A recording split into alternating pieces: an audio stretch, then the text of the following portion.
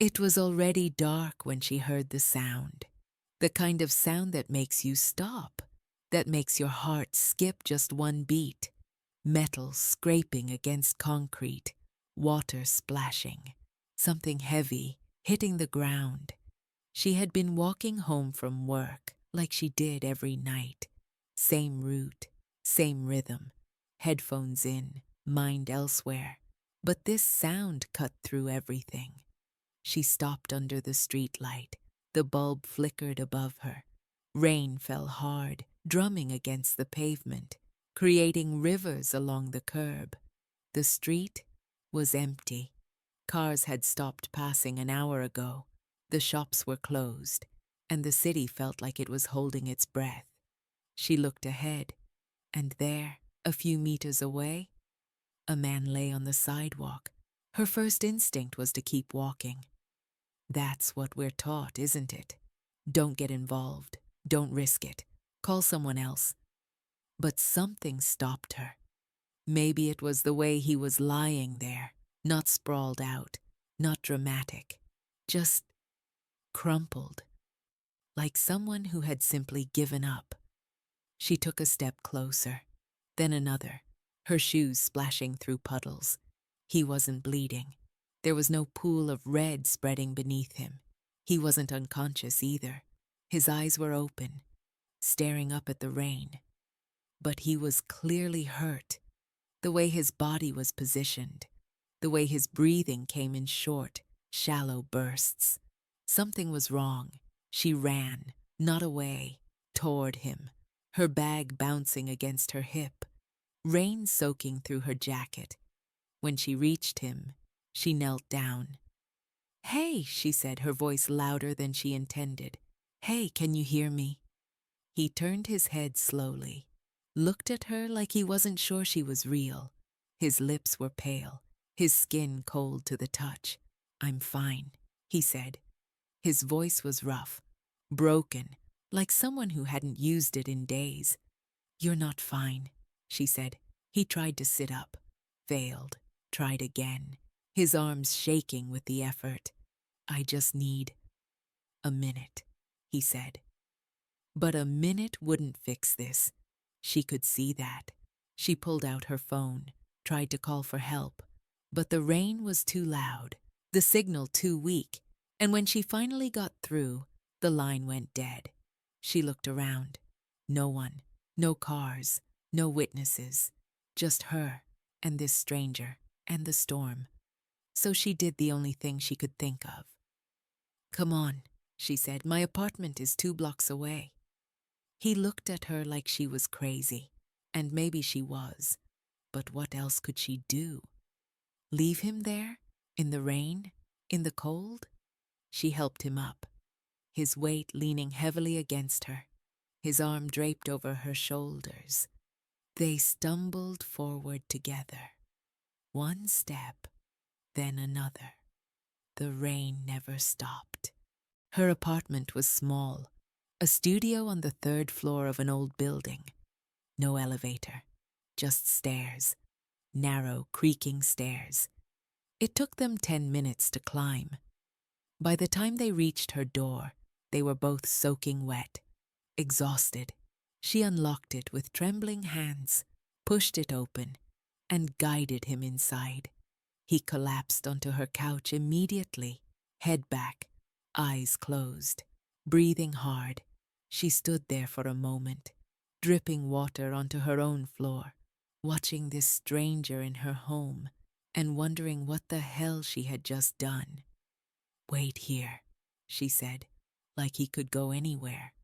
She went to her tiny closet, pulled out the only men's clothes she had, an old hoodie from college, sweatpants her brother had left behind. They were wrinkled, a little faded, but dry. She handed them to him. "Change into these," she said. "You'll freeze in those wet clothes." He nodded, took them without a word. She turned away, gave him privacy, went to the kitchen, put the kettle on. Her hands were still shaking, from the cold, from the adrenaline, from the absolute insanity of what she'd just done. She had brought a stranger into her home, a man she didn't know, didn't recognize. And now he was in her living room, wearing her brother's clothes. When she came back with tea, he was sitting up. The clothes hung loose on him, but he looked better. A little color had returned to his face. "Thank you," he said.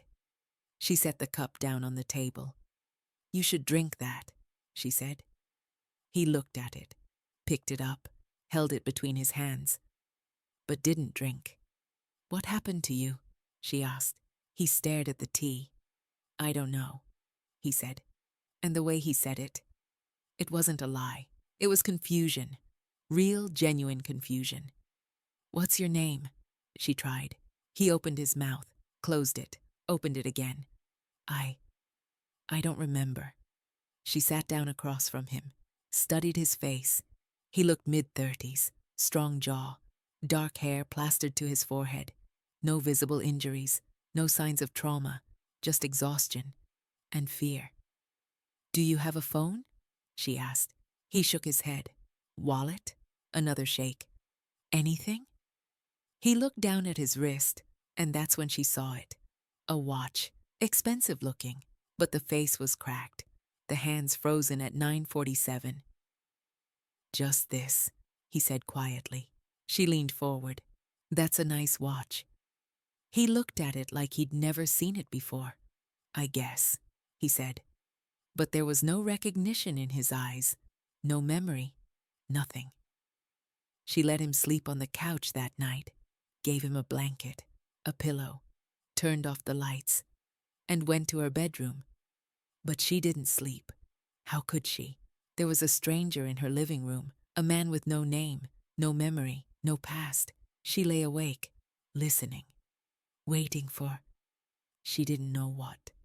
For him to leave, to steal something, to hurt her? But none of that happened. All she heard was the sound of steady breathing, and eventually, she fell asleep. One night became two. When she woke up, he was still there, sitting on the couch, looking out the window. "Morning," she said. He turned. "Morning. How do you feel?" "Better," he said. "Still don't remember anything?" He shook his head. She made coffee. They sat in silence. It should have been awkward, but it wasn't. It was ditet, comfortable. Strange, but comfortable. 2 nights became 3. And they started to talk. Not about his past.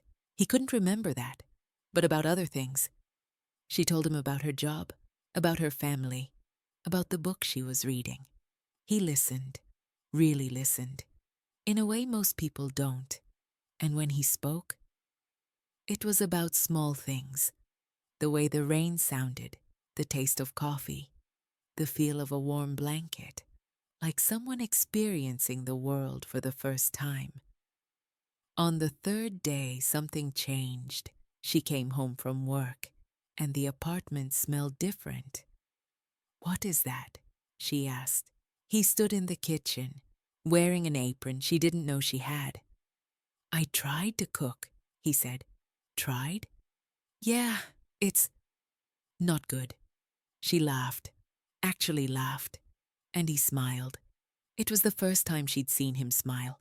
They ate the terrible meal together, laughing about how bad it was. And for a moment, she forgot he was a stranger. By the 4th day, he had become part of her routine. He fixed her leaking sink, without being asked, just did it. "How did you know how to do that?" she asked. He shrugged. "I don't know. My hands just knew." He walked her to work, waited outside until she went in, walked her home, like a shadow, a gentle protective shadow. And she realized she felt safer with him than she had in years. On the 5th morning, everything shattered. She woke to the sound of engines, car doors slamming, voices, urgent, commanding voices. She ran to the window. Black cars, 3 of them, parked outside her building. Men in suits stepping out. Doctors with medical bags. and something in her chest tightened. She knew. Before they even knocked, she knew. The knock came hard and fast. She opened the door. A man in a dark suit stood there. "We're looking for someone," he said. Behind her, she heard movement. The stranger, her stranger, stood up, and the man's face changed. "Sir," he said. "That word, sir. We've been searching everywhere for you." More people flooded in. Her small apartment suddenly crowded. Doctors checking him, assistants on phones, someone talking about a company, about stocks dropping, about a citywide search. And then she heard it. His name, his real name, a name she recognized, a name everyone would recognize. He was one of the richest men in the region, owner of a tech empire, a face on magazine covers, a person she had walked past on her TV screen 100 times, and he had been sleeping on her couch, drinking her bad coffee, eating her terrible food.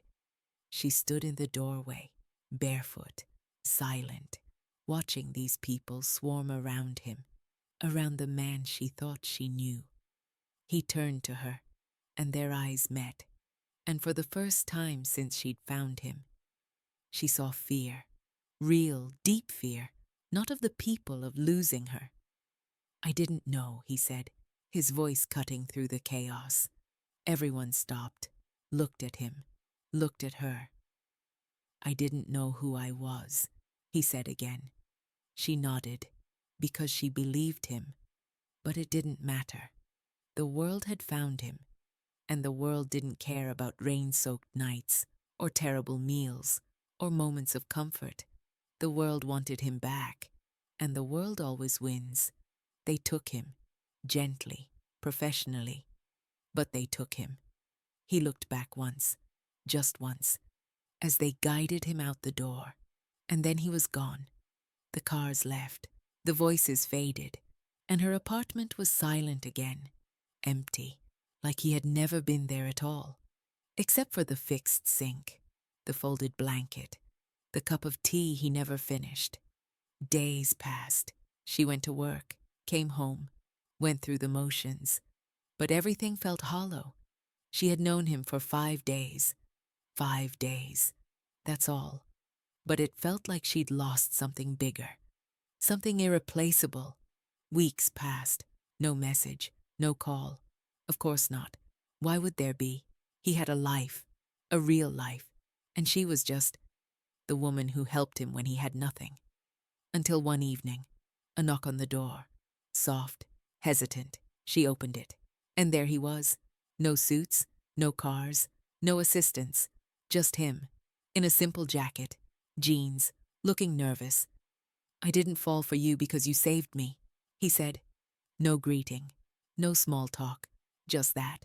She stood there, hand still on the door. "I fell for you because you saw me," he continued, "before the name, before the money, before everything else." His voice was steady, but his hands were shaking. "You saw me when I was nothing," he said, "and you cared anyway." She looked at him, really looked at him, and she understood. "I didn't know who you were either," she said softly. He smiled, a real smile, the kind that reaches the eyes. "I know," he said. "That's why I'm here." She stepped aside, let him in, and as he walked past her, into her small apartment, into her simple life, she realized something. Sometimes, love finds us before the world reminds us who we are, and if we're lucky, it stays, even after we remember.